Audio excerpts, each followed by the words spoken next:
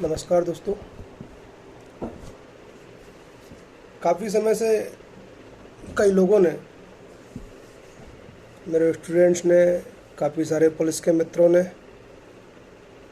मुझसे कहा है कि सर एविडेंस एक्ट के संबंध में कुछ वीडियो बनाएं। तो उसी तारतम्य में आज एविडेंस एक्ट की श्रृंखला शुरू करने जा रहा हूँ। ज़्यादा भूमिका ना बनाते हुए सीधे हम भारतीय साक्ष्य अधिनियम पर आते हैं। Indian evidence act 1872 1872।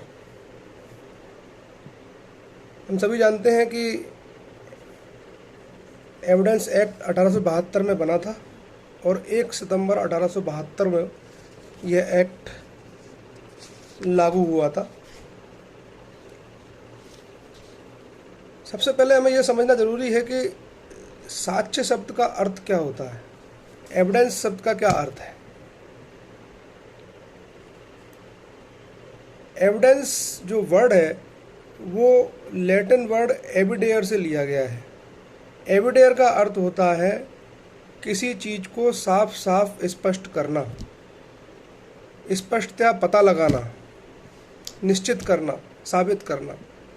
तो एविडेंस शब्द का जो लैटिन वर्ड से अर्थ निकाला गया है, अर्थात किसी तथ्यों को स्पष्ट करना, किसी चीज को स्पष्ट रूप से साबित करना।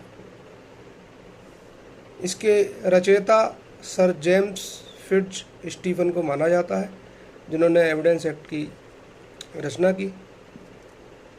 किसी भी एक्ट के प्रारंभ में उस एक्ट की एक प्रियम्बल दी होती है।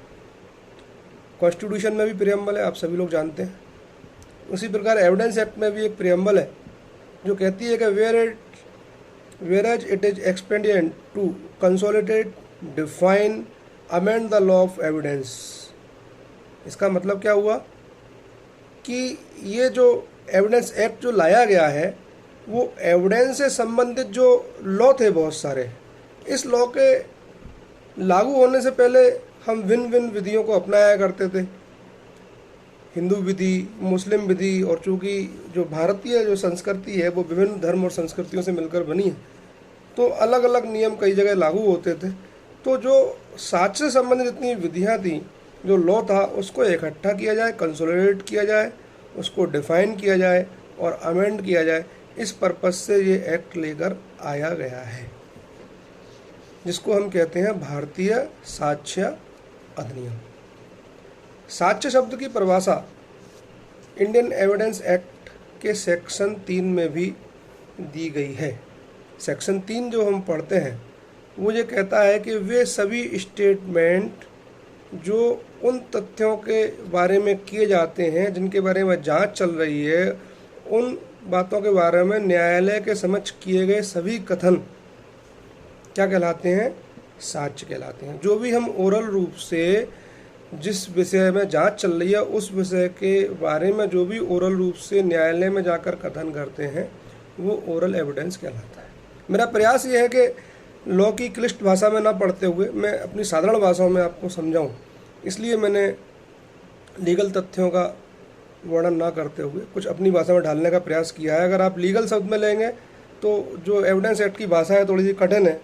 वो सीधा सीधा ये कहती है कि वे सभी कथन जो जांचाधीन तथ्य के विषय के संबंध में न्यायालय अपने सामने साक्षियों के द्वारा किए जाने की अनुज्ञा देता है या अपेक्षा करता है, ऐसे कथन मौखिक साक्ष्य कहलाते हैं।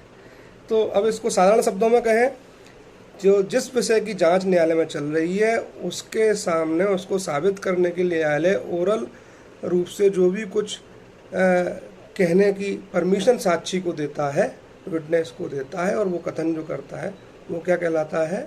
Oral evidence. उसी विषय तथ्यों को साबित करने के लिए अगर हम डॉक्यूमेंट्री रूप में कुछ प्रस्तुत करते हैं तो वो डॉक्यूमेंट्री एविडेंस कहलाती है। जिस विषय के संबंध में जांच चल रही है उस विषय को साबित करने के लिए जो दस्तावेज हम न्यायालय में पेश करते हैं वो दस्तावेजी साक्ष्य कहलाती है। तो हम देखें तो सेक्शन 3 कितने प्रकार की एविडेंस की बात करता है? 2 प्रकार की, यानी मौखिक और डॉक्यूमेंट्री एविडेंस। ठीक है। अब थोड़ा इसकी पृष्ठभूमि में हम जाएंगे तो कुछ और भी चीज़ें होती हैं जो बेयर एक्ट में नहीं मिलती हैं, इसलिए वो चीज़ें भी बताना आप लोगों को ज़रूरी है। कि कहा जाता है कि ये एग्जॉस्टिव है। एग्जॉस्टिव से मतलब ये साक्ष्य विधि में जो भी कुछ दिया होगा उन विषयों के बारे में यह एक्ट अपने आप में कंप्लीट है। हालांकि साक्ष्य के कई सारी चीज़ें अन्य एक्ट में भी मिलती हैं।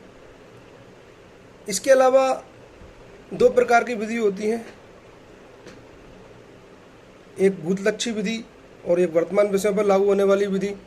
तो ये जो भूतलक्षी से मतलब क्या इस एक्ट के बनने से पहले अगर कोई चीज़ हुई है तो उस पर भी ये लागू होगा क्या, तो उस पर भी ये लागू हो सकता है, क्योंकि जो प्रोसीजरल लॉ होता है वो हमेशा भूतलक्षी होता है, रेट्रोस्पेक्टिव प्रभाव रखता है।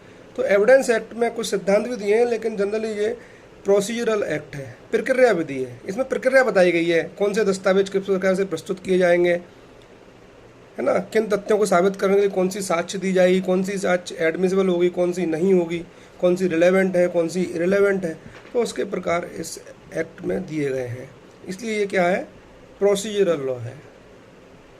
इसके अलावा साक्ष्य विधि के बारे में एक उक्ति और पूछी जाती है, क्या ये लेक्स फोरी है। लेक्स फोरी मतलब ये कहाँ, जब कोई विषय कोर्ट के सामने उठा है तो उस पर कहाँ की विधि लागू होगी, किस स्थान की विधि लागू होगी। तो साक्ष्य विधि के बारे में आता है कि लेक्स फोरी मतलब ये उस स्थान की विधि है जहाँ पर हमारे सामने प्रश्न पैदा हुआ है। कहने का मतलब घटना भले ही इंडिया में हुई हो, लेकिन उस कोई कॉन्टैक्ट हुआ, दो पक्षों के बीच में कोई संविदा हुई, कोई एग्रीमेंट हुआ, और उसके संबंध में मान लीजिए वो पक्षकार ने, हो सकता है एग्रीमेंट इंडिया में किया हो लेकिन वो अमेरिका में जाके रह रहे हो, और वहाँ जाकर अगर वो केस लेकर आते हैं तो वहाँ कौन सा एविडेंस एक्ट लागू होगा, इंडिया का या अमेरिका का। तो इसलिए कहा जाता है कि एविडेंस एक्ट इज लेक्स फोरी, उस स्थान की विधि है जहाँ पर वह प्रश्न जहाँ के न्यायालय में वह प्रश्न उठाया गया है। तो भले ही वो कॉन्टैक्ट इंडिया में हुआ था, लेकिन वहाँ अमेरिका का एविडेंस एक्ट लागू होगा। ठीक यही स्थिति इंडिया में भी है, भले ही आपने कॉन्टैक्ट दुनिया के किसी भी कोने में किया हो, लेकिन अगर आप किसी भारतीय न्यायालय में केस लेकर आते हैं तो फिर वहाँ पर भारत का एविडेंस एक्ट लागू होगा। ठीक है, तो एविडेंस शब्द जैसा कि आपने समझा, ये एविडेयर से लिया गया है। इसका अर्थ क्या है, स्पष्ट करना, स्पष्ट रूप से दर्शित करना, किसी चीज़ को साफ करना, क्लियर करना, जिससे स्पष्ट रूप से पता चल जाए कि वास्तव में क्या है। तो हम कह सकते हैं कि साधारण भाषा में हम कहेंगे तो कह सकते हैं कि साक्ष्य किसी तथ्य को साबित करने के लिए प्रस्तुत किए गए कथन हैं। वो सभी तथ्य जो किसी फैक्ट को साबित करने के लिए हम न्यायालय में पेश करते हैं वह साक्ष्य। आर्ग्यूमेंट साक्ष्य में नहीं आता। कोर्ट में हम जब एविडेंस हमारी खत्म हो जाती है किसी केस को प्रूव करने के लिए, उसके बाद लास्ट में जो आर्ग्यूमेंट किया जाता है वह एविडेंस नहीं है। तो एविडेंस इस प्रकार हम कह सकते हैं कि आर्ग्यूमेंट एविडेंस में नहीं आएगा। आर्ग्यूमेंट के अलावा, आर्ग्यूमेंट को छोड़कर वे सभी विधिक साधन जिनके माध्यम से हम किसी निर्णायक तथ्य को साबित करते हैं या ना साबित करते हैं वह साक्ष्य कहलाता है। इस प्रकार हम कह सकते हैं कि साक्ष्य सबूत को प्राप्त करने का साधन है। साक्ष्य क्या है, सबूत को प्राप्त करने का साधन। और जब साक्ष्य आ जाती है उसका जो परिणाम निकल कर आता है वो सबूत कहलाता है। तो हम कह सकते हैं कि सबूत साक्ष्य का परिणाम है, proof a result of the evidence. Clear. इसी प्रकार कहा जा सकता है कि साक्ष्य एक साधन है और सबूत साक्ष्य का साध्य है। साक्ष्य वह वस्तु है जिस पर सबूत की नींव आधारित है। कह सकते हैं हम कि साक्ष्य अगर कारण है तो सबूत उसका प्रभाव है। साक्ष्य वह वस्तु है जिस पर सबूत की नींव आधारित है। हम कह सकते हैं अगर साक्ष्य जो है, अगर नींव है तो सबूत उस नींव पर खड़ा हुआ भवन है। यानी हम अब किसी मामले को प्रूव करने के लिए जो पूरी परिदृश्य न्यायालय के सामने रखते हैं वो परिदृश्य किससे निकल कर आता है, हमारे द्वारा प्रस्तुत की गई एविडेंस से। तो हमारे द्वारा की गई प्रस्तुत की गई एविडेंस से जो प्रदर्शन न्यायालय के सामने स्पष्ट होता है और किसी तथ्य को साबित करता है तो वो सबूत बन जाता है। तो ये तो भाई हुई एविडेंस एक्ट का इंट्रोडक्शन, उसकी उद्देश्य का और उसका प्रारंभ। अब चूँकि ये एक्ट को बहुत ज़्यादा पढ़ाने से आप लोग कंफ्यूज हो सकते हैं, इसलिए मैं चाहूँगा कि आज इस विषय को यहीं समाप्त करते हैं। आपके सामने क्लियर ये हुआ कि एविडेंस क्या है। तो बाकी विषयों पर कल हम चर्चा करेंगे। गुड नाइट, शब्बा खैर, धन्यवाद।